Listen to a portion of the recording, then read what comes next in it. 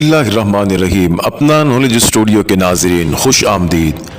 ये सवाल न सिर्फ कई फोरम्स पर पूछा गया है बल्कि पाक फौज के दिफाई निज़ाम पर भी तनकीद की गई है।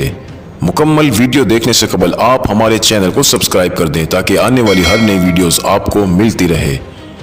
अपना नॉलेज स्टूडियो के नाज़रीन, सबसे पहले तो ये जान लीजिए कि ज़माना अमन में हसास तनसीबात को छोड़कर पूरे मुल्क में एयर डिफेंस का निज़ाम अमूमी तौर पर डिटेक्शन मोड पर होता है, ना कि फायरिंग मूड में, वरना किसी हादसे का खतरा बहुत ज़्यादा बढ़ जाता है। जैसे ईरान ने 2020 में गलती से यूक्रेनी एयरलाइन और रूस ने 2014 में मलेशियन एयरलाइन और अमेरिका ने 1988 में ईरानी एयरलाइन का तैयारा एंटी एयरक्राफ्ट मिसाइल से गिरा दिया था। मिसाइल हमला तो दूर की बात है, ज़माना अमन में सरप्राइज अटैक को भी रोका नहीं जा सकता, चाहे वो मिसाइल हमले से कहीं कमतर हो। जैसे सन 2000 में अमेरिकी बहरी जहाज USS कूल के साथ एक बारूद भरी कश्ती आ टकराई थी, क्योंकि वो फायरिंग यानी दिफाई मूड में नहीं था, वरना इस जहाज के करीब परिंदा भी पर नहीं मार सकता। ऑटोमेटिक स्विच सिस्टम्स पास आने वाली हर चीज को भून कर रख देते हैं। पाकिस्तान भी अपनी हसास तनसीबात को छोड़कर ज़माना अमन में एयर डिफेंस रेडार सिस्टम को डिटेक्शन मोड पर ही रखता है, ना कि लाइव फायरिंग मोड में, ताकि किसी भी कंप्यूटर या इंसानी गलती के बाइस कोई नुकसान ना हो जाए। हाँ, जंगी हालात में एयर डिफेंस हाई अलर्ट पर मौजूद होता है।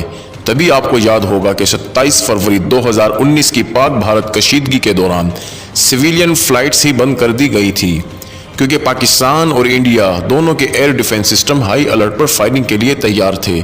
सारी एहतियात के बावजूद इंडिया ने फिर भी गलती से अपना ही एक हेलीकॉप्टर मार गिराया था, जिससे आप मामले की हसासियत का अंदाज़ा लगा सकते हैं।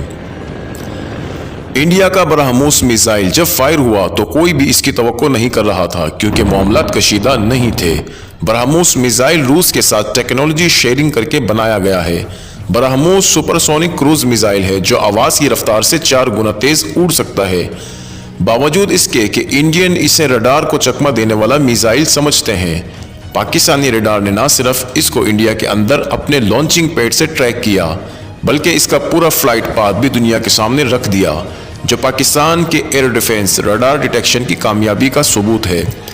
अब अगर जंगी हालात होते और सरहदों पर रडार से मुंसलिक हमारे surface to air missile active होते तो इसे गिराया भी जा सकता था।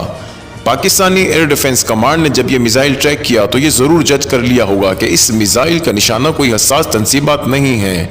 मियाँ चुन्नू से करीब तरीन एयर फोर्स बेस यानी रफीकी बेस, जो कि 60 किलोमीटर दूर शोरकोट में वाक़ है, वहाँ से अगर इंटरसेप्शन के लिए मिसाइल चलाया भी जाता तो कमर्शियल फ्लाइट्स के रूट के पास से गुजरता, जो बहरहाल एक ज़्यादा बड़ा ख़तरा था।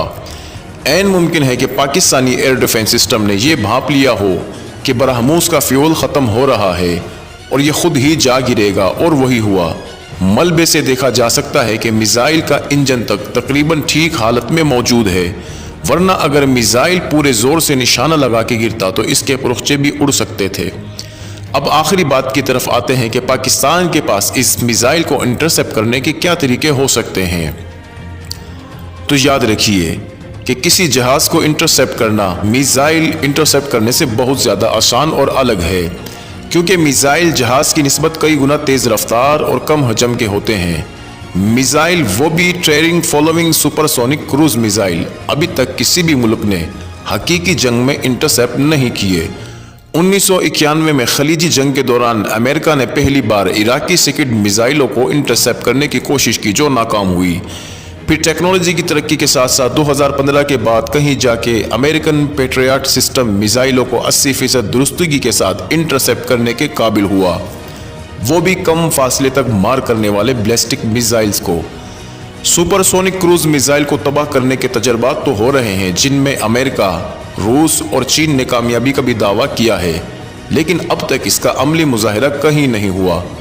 इसराइल का आयरन डूम भी कम फासले वाले कम रफ्तार रॉकेट्स के लिए मौसर है, जबकि रूस का एस सीरीज समझा जाने वाला क्रूज मिसाइल के खिलाफ मौसर हो सकता है, लेकिन इसका भी कोई हकीकी डेटा मौजूद नहीं। पाकिस्तान के पास ऐसे खतरात का सामना करने के लिए चीनी साख्ता HQ सीरीज के सिस्टम्स मौजूद हैं, लेकिन वो ज़माना अमन में हसास तनसीबात के गिर्द ही एक्टिव मोड में होते हैं। अब यहाँ ये सवाल लाजमी उठता है कि जंगी हालात में मिसाइलों को कैसे रोक सकेंगे, तो याद रखें कि फिलहाल दुनिया भर में अमेरिका, रूस और चाइना समेत किसी भी मुल्क के पास एक बड़े और अचानक मिसाइल हमले को 100% गारंटी से रोक लेने का कोई हल मौजूद नहीं। इसीलिए न्यूक्लियर ताकतें सेकंड बल्कि थर्ड स्ट्राइक कैपेबिलिटी पर तवज्जो देती हैं कि अगर खुदा न ख्वास्ता अचानक दुश्मन बड़ी तादाद में मिसाइलों से हमला करके आपको पहली ज़रब लगा भी दे, तो दीगर तरीक़ों मसलन ज़ेर ज़मीन साइलोस, आबदोज़ या खला से आपके पास मुकम्मल जवाब देने की सलाहियत मौजूद हो। इसी को डिटरनेंस कहते हैं, और यही डिटरनेंस किसी बड़े न्यूक्लियर सलाहियत वाले मुल्क को दूसरे न्यूक्लियर मुल्क पर हमला करने से बाज रखती है। पाकिस्तान अल्हम्दुलिल्लाह सेकंड स्ट्राइक कैपेबिलिटी भी हासिल कर चुका है, जो इंडिया की किसी भी अचानक जहरियत का जवाब देने के लिए मुकम्मल तैयार है। हमारे लिए बाइस इत्मीनान ये है कि इस मिसाइल फायरिंग के वाक़ये से पाकिस्तान ने दुनिया में एक ज़िम्मेदार मुल्क होने का सबूत दिया, एंड टू एंड ट्रैकिंग से अपनी बेहतरीन एयर डिफेंस सलाहियत दिखाई, और मलबा मिल जाने के बाइस इंडियन मिसाइल टेक्नोलॉजी की बहुत सारी इंफॉर्मेशन भी मिल गई, जबकि इंडिया की पूरी दुनिया में जग हसाई जारी है।